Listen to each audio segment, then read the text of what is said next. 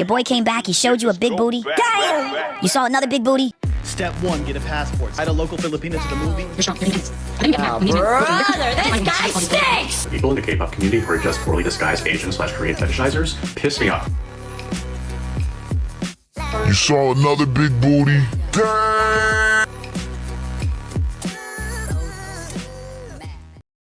The rise of the red pill has also led to the rise of an even more degenerate demographic, passport bros. According to the prestigious Urban Dictionary, passport bros are men who have chosen to seek out foreign women from other countries for relationships and sex. They believe that Western women have been influenced by cultural and societal pressures such as feminism to behave in a certain way. In summary, they're incels with money that take advantage of women in poverty.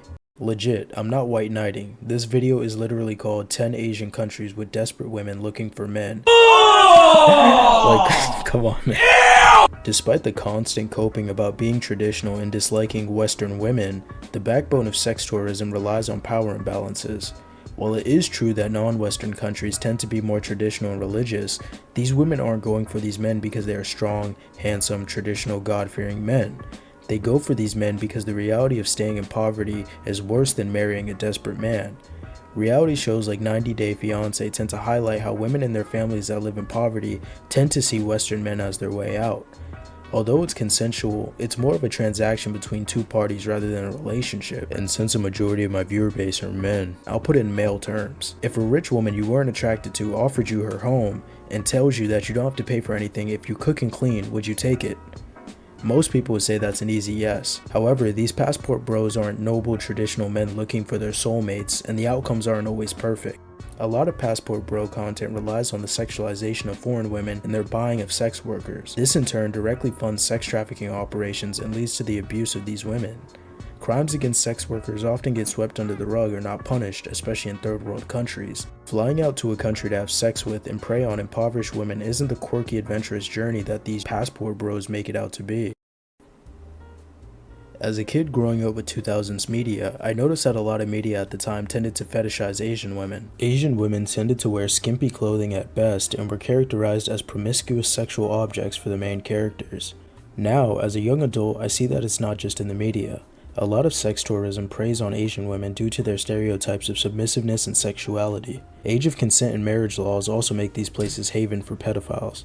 And on the topic of historical sex tourism and sexualization of women, Anne McClintock, author of Imperial Leather, wrote, "For centuries the uncertain continents, Africa, the Americas, Asia, were figured into European lore as libidinously eroticized. Travelers' tales abounded with versions of the monstrous sexuality of far-off lands, where, as legend had it, men sported gigantic penises and women consorted with apes. Me and most of the people watching this video have been exposed to media and misogynistic rumors of women from certain countries being easier, more submissive, or having certain sexualized attributes like bigger breasts and butts. Although they're memes, the concept of big booty Latina and weeaboos seeking out a submissive Asian housewife are pervasive in online cultures and in sex tourism. Women of color are often seen as more sexual and deviant than white women or women of their own race to these men. The rise of Mia Khalifa is a prime example of how modesty and exoticness play a huge part in male arousal. Feminist author Angela Davis also wrote about the sexualization of black women during slavery and how racists sexualized them in order to rationalize their rapes and mistreatment. However, this wasn't just exclusive to black women under chattel slavery in the United States. Sarah Baartman was an African woman that was paraded around as a freak show for money by Dutch colonists due to her large posterior. Baartman, along with several other African women who were dissected, were referred to as Hottentots or sometimes bushwomen. The savage woman was seen as very distinct from the civilized female of Europe. Furthermore, in the 1800s, people in London were even able to pay 2 shillings apiece to gaze upon her dead body. Sarah Baartman would die in 1815, but it wasn't until 2002 that France finally accepted the numerous requests to have her remains returned to her grave. And unfortunately, the exploitation and fetishization of foreign women did not end with colonialism. Instead, it continued under imperialism. Over now, we must talk about this baby. There's nothing to talk about. See, I'm leaving. I'm gonna forget about you and your horrible, sweaty little piece of shit country. Get the fuck out of here. Soldiers committing sex crimes during war isn't a new topic, but in order to relate it to something relatively recent, we can look at the military. During and following the Korean War, the United States military actually allowed prostitution in South Korean military camp towns. Despite prostitution being illegal since 1948 in Korea, women in South Korea were the fundamental source of sexual services for the US military and a component of Korean-American relations. When the United States occupied the Philippines for almost 50 years, a similar dynamic was in place. This, along with colonialism and colorism, led to the stereotype of white military men dating Southeast Asian women. Even during World War II, Japanese forces would take foreign women hostage and force them to become sex workers in order to please their troops. These women were referred to as comfort women. This was obviously a better title than the truthful label of wartime sex slave. Even after these troops and colonists left, the hierarchy and sexual dynamics remained. This is why we see internalized colorism and white worship in third world countries. Girls are told that if they can secure an American, they will be treated well and have more money. Much like American chattel slavery, the same soldiers that came to these places to conquer and see these people as inferior or the enemy ended up having sex with them and even seeking marriage after exploiting their countries and resources.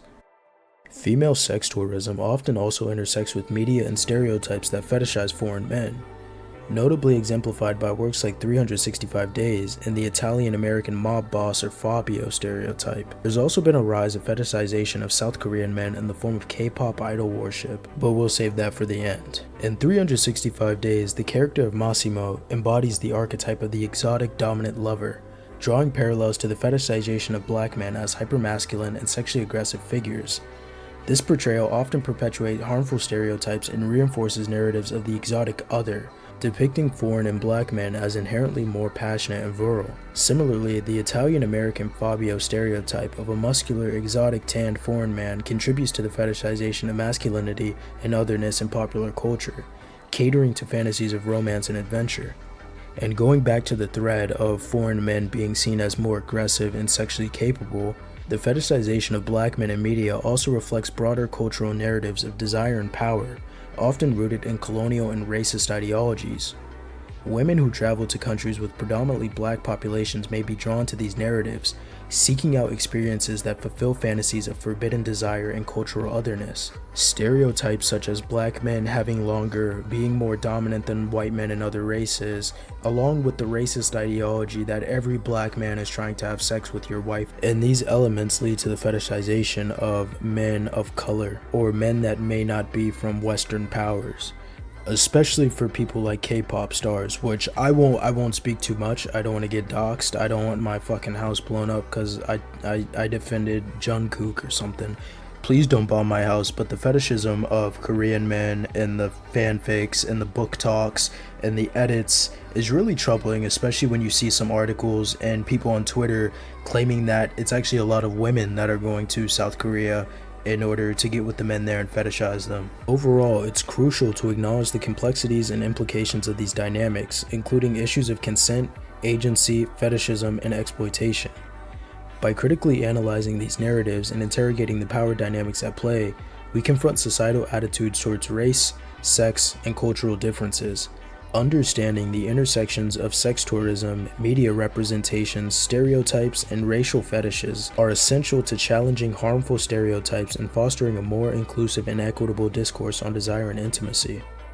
If you've made it this far, thank you for watching. Let me know in the comments what you think. I know this is sort of a short video compared to some of my other ones, but yeah, let me know anything I could go in depth. I really want to start getting into longer form content, but with college and other stuff going on, I can't really take the time to make something like the BLM documentary that I made. But if you like my content, there's more on the channel to go through, so like, comment, and subscribe, and thank you for the support.